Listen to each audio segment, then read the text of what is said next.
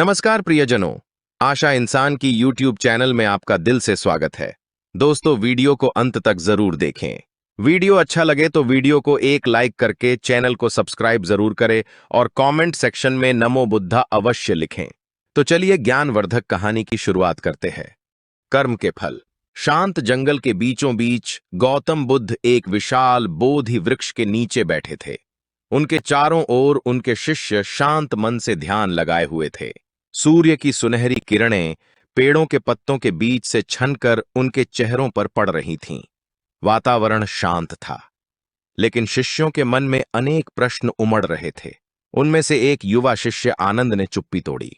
गुरुदेव, ऐसा क्यों है कि कुछ लोग जीवन भर कष्ट झेलते हैं जबकि कुछ अन्य चाहे जैसा भी करें सुखी रहते हैं? क्या जीवन वास्तव में न्यायपूर्ण है? बुद्ध ने अपनी आंखें खोलीं।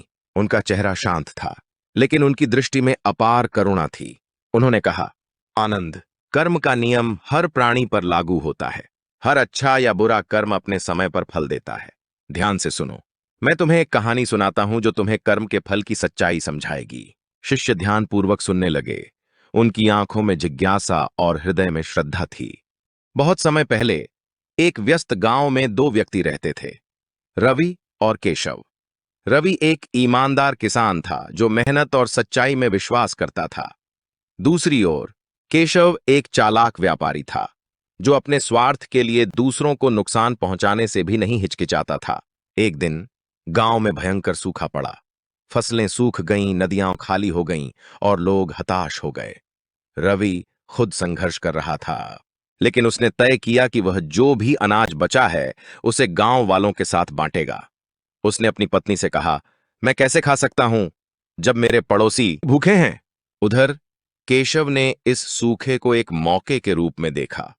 उसने अनाज जमा किया और उसे बहुत ऊंची कीमतों पर बेचना शुरू कर दिया। जब लोग मजबूर होंगे तो वे कुछ भी देने को तैयार हो जाएंगे, उसने हंसते हुए कहा। कुछ महीनों बाद सूखा समाप्त हुआ। गांव वाले, जो रवि की दया और मदद के लिए आभारी थे, उसके खेत को फिर से बनाने में उसकी सहायता करने के लिए एकजुट हो गए। लेकिन केशव को एक अलग वास्तविकता का सामना करना पड़ा। उसकी लालच ने उसे सभी से दूर कर दिया था, और जब उसके जमा किए अनाज में कीड़े लग गए तो कोई उसकी मदद करने नहीं आया। बुद्ध ने कुछ क्षणों के लिए रुककर कहानी का प्रभाव गहराई से उतरने दिया। आनंद से रहा नहीं गया। लेकिन गुरुदेव, यह तो तत्काल न्याय हुआ, पर उन लोगों का क्या जो गलतियां करते हैं और फिर भी सफल दिखते हैं? बुद्ध ने हल्के से मुस्कुराते हुए कहा, धैर्य रखो आनंद। कर्म एक बीज की तरह है। कुछ जल्दी अंकुरित होते हैं जबकि कुछ को समय लगता है। मैं आगे बताता हूं। कुछ वर्षों बाद एक अमीर व्यापारी उस गांव में आया। वह अपनी बड़ी संपत्ति का प्रबंधन करने के लिए एक ईमानदार व्यक्ति की तलाश में था। रवि की सच्चाई के बारे में सुनकर उसने उसे केशव पर प्राथमिकता दी। भले ही केशव ने उसे रिझाने की भरपूर कोशिश की। रवि समृद्ध हुआ, लेकिन उसने अपनी जड़ों को कभी नहीं भुलाया। उसने स्कूल बनाए, कुएं खुदवाए और यह सुनिश्चित किया कि गांव में कोई भूखा न रहे। दूसरी ओर केशव ईर्ष्या से जलता रहा और रवि की प्रतिष्ठा को खराब करने की कोशिश करता रहा। लेकिन उसकी हर झूठी बात हमेशा उजागर हो जाती और वह और अधिक अकेला हो गया। एक रात जब केशव अपने खाली घर में बैठा था, उसने गहराई से चिंतन किया। मेरी जिंदगी इतनी दुखों से भरी क्यों है? वह रो पड़ा। तभी उसे एहसास हुआ कि उसके अपने कर्मों ने उसे इस स्थिति में ला दिया है। परिवर्तन का दृढ़ निश्चय करते हुए केशव ने रवि से क्षमा मांगी। रवि, जो हमेशा करुणामय था, ने उसे खुले दिल से स्वीकार किया। दोनों ने मिलकर गांव को एक समृद्ध समुदाय में बदल दिया। बुद्ध ने अपनी बात को धीरे धीरे समाप्त किया। आनंद, देखो, कर्म निष्पक्ष है। यह न किसी को दंडित करता है, न पुरस्कृत। यह केवल हमारे कर्मों का प्रतिबिंब है। रवि ने अपनी दया का फल पाया, जबकि केशव को अपनी लालच का परिणाम भुगतना पड़ा। लेकिन केशव ने ईमानदारी और प्रयास से अपना उद्धार पाया। शिष्य शांत हो गए, बुद्ध की गहरी शिक्षा को आत्मसात करते हुए। बुद्ध ने सभा की ओर देखा। याद रखो, हर विचार, शब्द और कर्म तुम्हारी नियति को आकार देता है।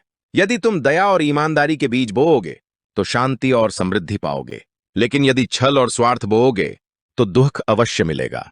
चुनाव हमेशा तुम्हारा है। बुद्ध के वचन समाप्त होते ही एक युवती वहां आई, जिसका चेहरा आंसुओं से भीगा हुआ था। उसने विनम्रता से कहा, गुरुदेव, मैंने धन के लिए अनेक गलतियां की हैं। क्या मेरे लिए कोई आशा है? बुद्ध ने उसे करुणा भरी दृष्टि से देखा। बेटी, जिस क्षण तुम अपनी गलतियों को पहचान लेती हो, उसी क्षण से सुधार का मार्ग शुरू हो जाता है। बदलाव के लिए कभी देर नहीं होती। अभी से अच्छे कर्म करो और देखना, कर्म का चक्र तुम्हारे पक्ष में मुड़ जाएगा। युवती ने गहरे आभार के साथ प्रणाम किया। उसका मन आशा और उत्साह से भर गया। आने वाले दिनों में शिष्यों ने अपने जीवन में इस परिवर्तन को अनुभव करना शुरू कर दिया। बुद्ध के उपदेशों से प्रेरित होकर उन्होंने कर्म और करुणा का संदेश दूर दूर तक फैलाया। गांवों में खुशहाली लौट आई, संघर्ष समाप्त हो गए और लोग अधिक जागरूकता और दया के साथ जीने लगे। आनंद ने एक शाम बुद्ध से कहा, गुरुदेव, आपके उपदेश अंधकार में दीपक की तरह हैं। ये हमें न केवल जीवन को समझने में मदद करते हैं, बल्कि इसे बदलने का रास्ता भी दिखाते हैं। बुद्ध ने सिर हिलाया। हाँ आनंद, अपना दीपक स्वयं बनो और दूसरों के लिए मार्ग को प्रकाशित करो। कर्म के फल हमेशा तुम्हारे हाथ में हैं, सही चुनाव करो। जब शिष्य धीरे धीरे चले गए तो जंगल बुद्ध की शिक्षाओं की गूंज से जीवंत हो उठा। कर्म का नियम जितना सरल था, उतना ही गहन भी था। इसने जीवन को अपने चिरंतन सत्य से रूपांतरित करना शुरू कर दिया। बुद्ध बोधि वृक्ष के नीचे बैठे रहे। उनकी शांति और संतोष उनके परम लक्ष्य निर्वाण का प्रमाण था और उनके शिष्यों के हृदयों में ज्ञान के बीज बो दिए गए थे, जो अपने समय पर फल देने के लिए तैयार थे। यह कहानी गौतम बुद्ध की शिक्षाओं से भरी हुई है और हमें याद दिलाती है कि हमारे कर्म कभी व्यर्थ नहीं जाते। हर कदम हमारे जीवन को आकार देता है और जागरूकता और करुणा के साथ हम अपने जीवन को शांति और पूर्णता के पथ पर ले जा सकते हैं। दोस्तों, गौतम बुद्ध की इस प्रेरणादायक कहानी को अपने मित्रों के साथ जरूर शेयर करें, ताकि उन्हें भी बुद्ध के अमूल्य ज्ञान का एहसास हो सके। और हां, कमेंट बॉक्स में नमो बुद्धाय लिखना न भूलें। नमो बुद्धाय।